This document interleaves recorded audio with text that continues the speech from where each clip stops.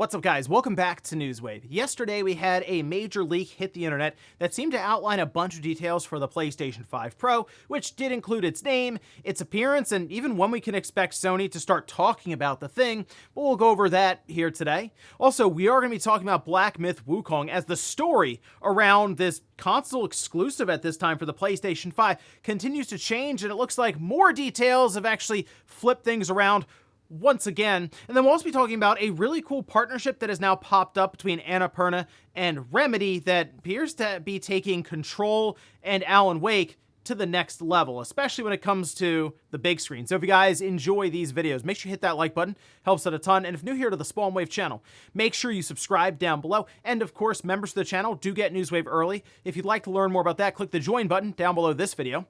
We're going to start today with PlayStation Plus games for the month of September. Now, we did have our typical PlayStation blog post, which we can see here. This outlines the 3 games we'll be going into Essential tier. That includes Harry Potter Quidditch Champions, MLB The Show 24, and Little Nightmares 2. Little Nightmares 2 is actually a really cool game if you haven't checked it out, and maybe you're just in the mood for baseball because baseball season is ongoing right now. I mean, The Show 24, sure, why not? I'm not really a big Harry Potter Quidditch person, but I guess if you are, cool. That's, I guess, going into the service day 1 as it does launch September 3rd, same day as these games all going into the service. But the big surprise, and at this time we still haven't had an announcement for it, Final Fantasy 16 is currently available to download for PlayStation Plus Extra and Premium members. Again, no announcement that I've seen at this time. I assume that by the time you see this video, there will be an announcement because that seems like a pretty big thing to have Final Fantasy 16 just kind of show up in PlayStation Plus. So there'll probably be something being pushed out by Square Enix or Sony here pretty soon. But that's an easy recommendation if you have Extra or Premium and you've been curious about the game. Yeah, you should give it a download and try it out. See what you think there. Otherwise, though, Essential tier looks okay. I mean, you get a day 1 release, and Little Nightmares 2 is actually pretty good if you haven't checked it out. So not too bad overall for September. Also, Astrobot is out next week, and I'm very excited to jump into this one. But we did have the trophy list revealed, and the Platinum Trophy carries with it a very interesting message and potential tease for the future of the character, which we can see this. This is over on Insider Gaming. It says the game's Platinum Trophy is called Astronomical. The description of the trophy reads, "Earned all trophies, well done, and see you in Astro's next adventure." Now, it doesn't shock me that this wouldn't be the final game for Astro, as I actually think while Astro has technically been around since the beginning of the PlayStation 4, as Ryan had pointed out on the Click R3 podcast some time ago, for people, I guess, who had the camera, you've seen Astro way back then. But for a lot of people, they were probably introduced to the character even with the PlayStation 5, despite it being also with VR on the PS4. Again, smaller market there with the number of people who have been able to experience that based on the number of headsets that sold.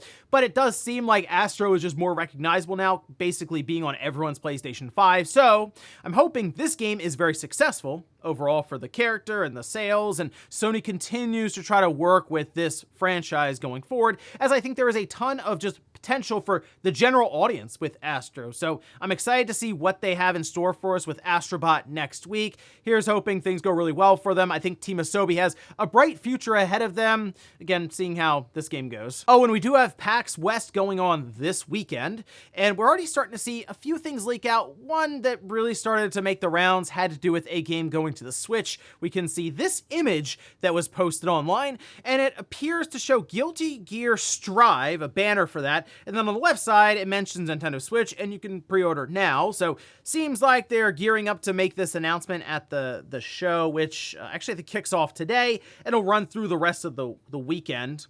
So Guilty Gear Strive, I mean, it's a couple of years old now. This is just one of those, I kind of feel like ho-hum announcements, one of those late ports to the Switch, but still works to, I think, position some of these companies going into Nintendo's next-gen device that is rapidly approaching, we believe, getting revealed here soon, but obviously we would expect it to be coming out next year. We hope. I feel like we've said that every single year now for a while, but it does seem like we're getting closer more than ever, and we should have that come out next year. So then you'll see, I think, more updated versions or day 1 releases start to make the rounds at that point. And guys, with some of the quick news out of the way, let's get into the bigger stuff. Let's start right away with the PlayStation 5 Pro, as Bill over on Twitter did start to tease that something came across their screen, and the way it seems to work with them is they have a lot of access to back-end listings for retailers, seemingly through Sony almost, as a lot of their information for Microsoft, Sony, or Nintendo is like dead on accurate. Usually though, that's right ahead of an actual retail listing and announcement. So in this case, they did quite a bit to clue us into the PlayStation 5 Pro, which included its name and even what the thing looked like. So let's actually start from the top. This is posted up over on D-Labs after teasing it like 4 or 5 or so hours later on. They decided to finally post it up, and it makes sense why it took them a bit of time. We can see this here. They do mention that they got this information from a shot of the retail box. The official name is the PS5 Pro. A lot of suspense building up, I know, for that one. But yeah, go figure, PS5 Pro. Sony's not exactly going to break tradition after the PS4 Pro. Now, due to copyright concerns, they decided to sketch an image of the system, which you can kind of see that crude drawing, we'll say, right here. And yeah, it does look similar to the digital PlayStation 5 console. There's no disk drive on it, which we'll come back to in a minute, but it does have 3 stripes on the side, sort of where the plates meet. And Bill over on Twitter did mention, because there was a rendering you're seeing here that was going around for a while, and they commented and said those middle plastic stripes, those are actually metallic black against that black background for the system, right? So we have those white plates, and then kind of those white stripes. Those white stripes are just like these black metallic stripes. So it's gonna look interesting. It will definitely set itself apart, obviously, from the current digital PlayStation 5. Also, because apparently it's slightly thicker than the current system we have now from Sony. Same DualSense controller packed in, nothing weird there. But the idea of this being no disk drive, it makes people, or at least makes me wonder if this is Sony's strategy to sell it at what they feel like is a low enough price. So it could also just be, hey, there's a digital one, then we have a disc-based one. But the idea is the digital system lets us get it to, we'll say, $600. And then you can spend another $80 to get the disc drive. Or you can buy the disc drive enabled one out of the gate, maybe for $650, like there's a slight discount to it.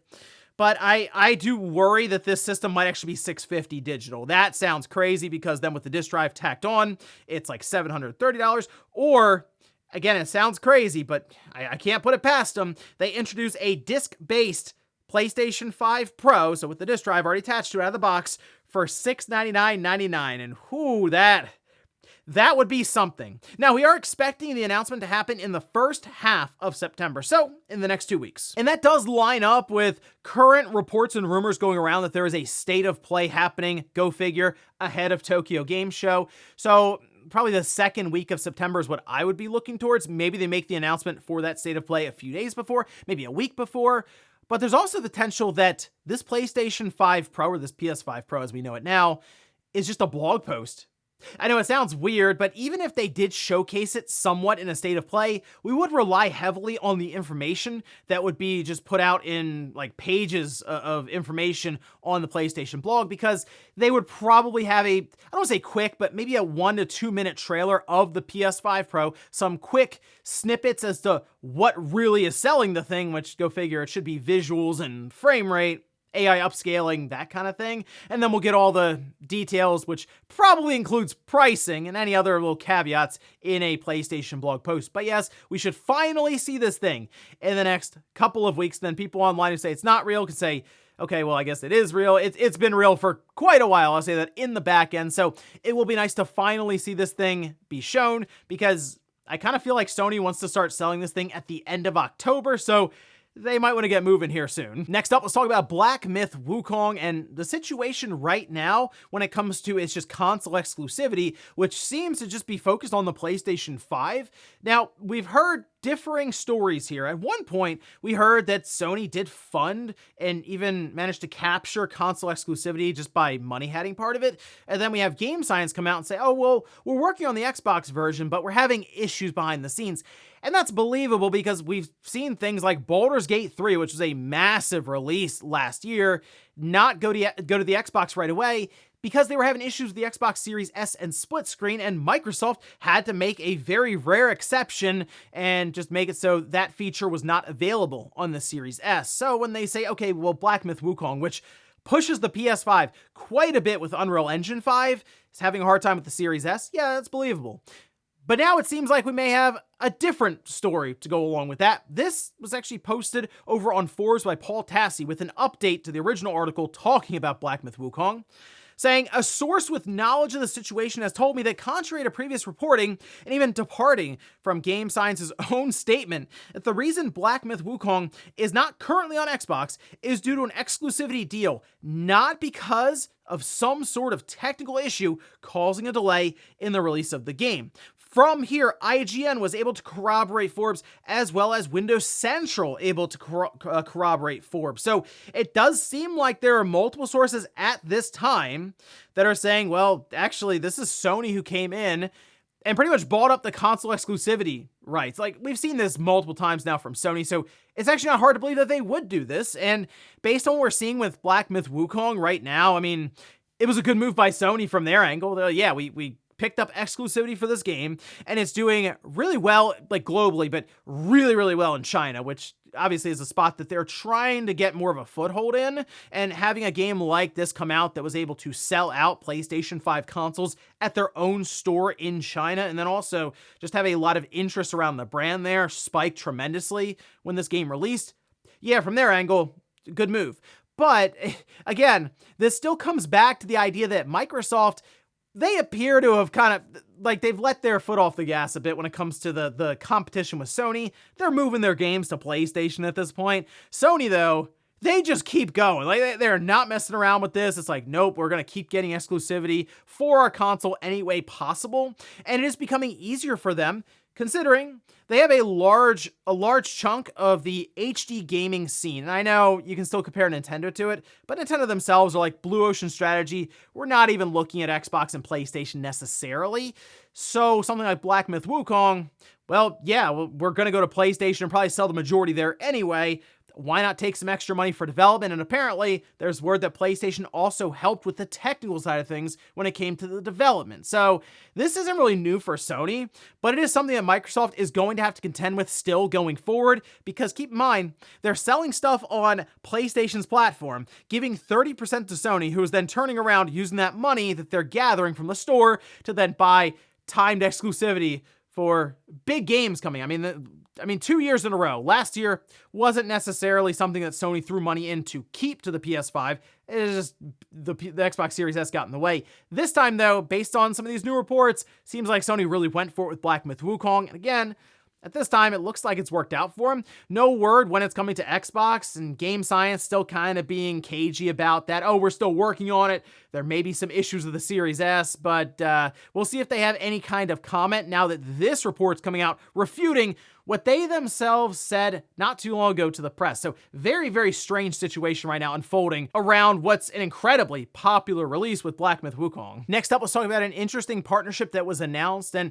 it's something that Alan Wake and Control fans are definitely want to keep their eye on, because it seems like both intellectual properties are going to be growing beyond just video games, and that could be something that would really work to push the franchises to the next level, especially with the mainstream. We can see this, though. This is posted up over on Remedy's website, saying Remedy and Anapurna announced a strategic cooperation agreement on Control 2 and bring Control and Alan Wake to film and television. So the idea here appears to be Annapurna's coming in, helping to fund development of Control 2, and in return, they'll be able to take, say, Control or Alan Wake, create maybe new shows or a movie or something, and at that point, produce and publish those.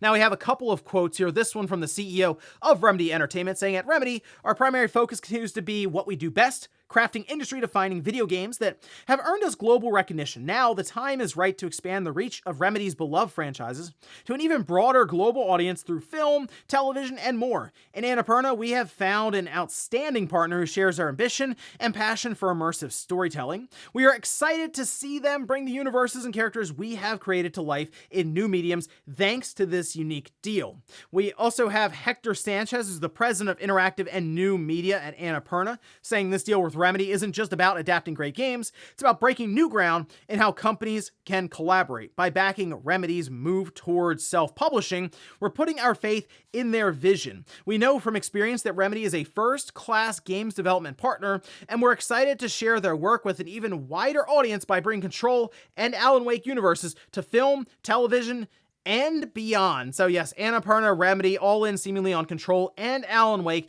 bringing them to audiences beyond just video games, which we have seen, great results for the most part. I know Borderlands, that was the whole thing, but you look at like Cyberpunk, that did really well when that animated series came out. Obviously, the Super Mario movie, Fallout, which took a franchise, I don't want to say it was sputtering, but after Fallout 76, it wasn't exactly on a high note.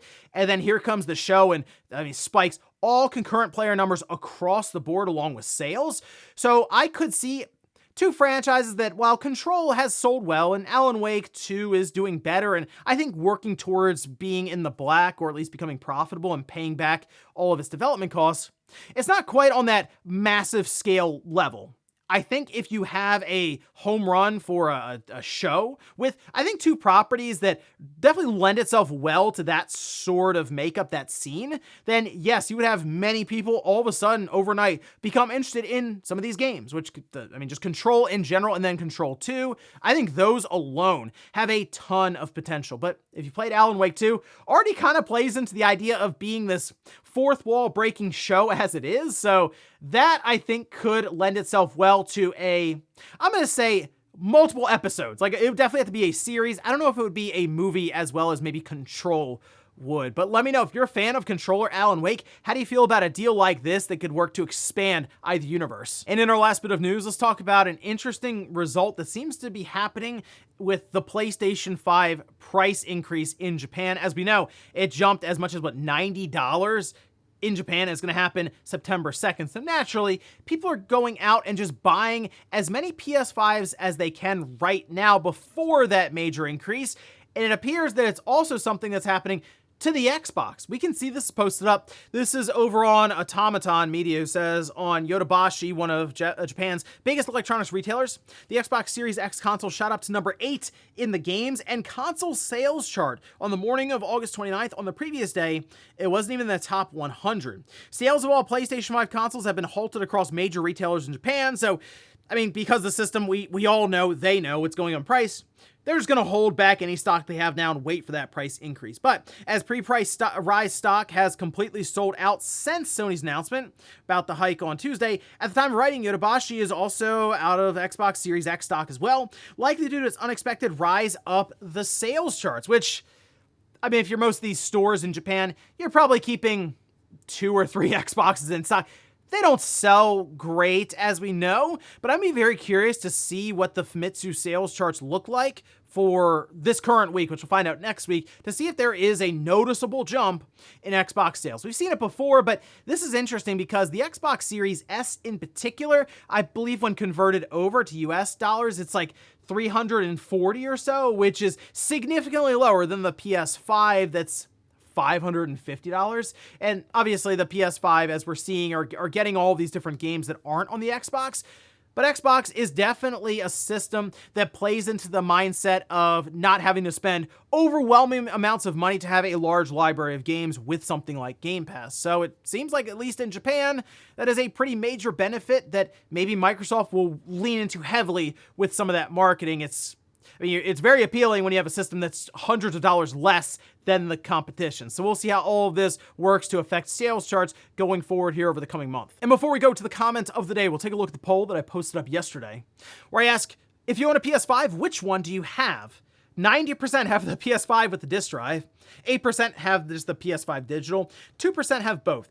So for me, even if I had the PS5 digital, if I just recently got it and I can get the disc drive and attach to it, I would. But really, when I look at the two systems, $100 difference, I would just go with the disc drive one just in case. You might want to borrow a game from a friend. You might find cheap used games at some point, or you might just want to watch a movie. So to me, cutting down on, I think a large, like a pretty major piece of functionality for the system with the disc drive just being gone isn't really worth the difference in price. But who knows, maybe by next generation, we won't have any choice at all, and it'll just be all digital. We'll see. And we'll finish up with the comment of the day, as you're seeing here. This is from Anthony, who says 100 Ubisoft Connect credits is essentially $1. A huge slap in the face. They'd have been better off not giving you any credits. What a joke. So I had to look this one up because I was like, whoa, that's only $1. From what I can tell, you can take these Ubisoft Connect credits and redeem them for discounts on games. That's at least what I saw, or what came up when I was searching around for this. And it'll give you like 20% off like items on their store or something. And I mean, it's really nothing at all, to be honest. I mean, it's basically like, hey, sorry that happened to the $110 version you bought from us. Here's a coupon to take money off of the next game you're gonna buy from us. Right? Hey, early access coming up for Assassin's Creed. Definitely won't lose your save file, we promise this time. And ladies and gentlemen, that's gonna do it here for Newswave. If you enjoyed this video, guys, hit the like button. If not, hit the dislike. Leave comments down below about everything we talked about here today. If you missed yesterday's Newswave, don't worry, I have you covered. It'll be up here next to me in one of the cards. Or maybe you're curious what playing a Virtual Boy on the 3DS with full 3D effect is like. I'll have that linked to it as well. Thanks guys for watching. Have a great weekend. I'll see you back here Monday morning, 8 a.m. Eastern time for Newswave.